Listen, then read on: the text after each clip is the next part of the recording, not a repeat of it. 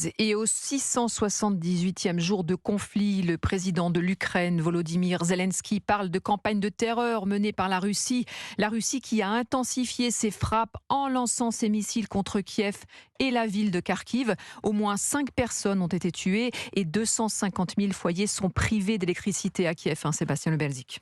Oui, Céline, une pluie de bombes qui s'est abattue sur l'Ukraine. 99 missiles de croisière et missiles hypersoniques de type Kinjal, dont une grande partie, heureusement, a pu être interceptée par la défense antiaérienne ukrainienne.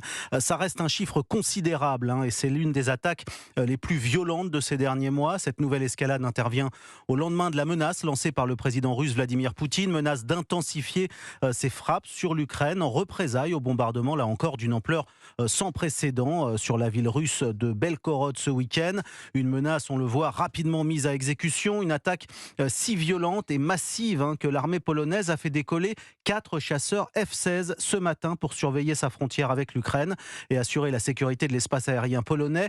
La guerre en Ukraine entrera dans sa 3e année le mois prochain et rien n'indique, on le voit, une fin des hostilités, en tout cas à court terme. Ce conflit a déjà fait plus de 10 000 morts civiles, 8 millions de réfugiés et un demi-million de militaires tués ou blessés. Sébastien Le Belzic pour Europe 1.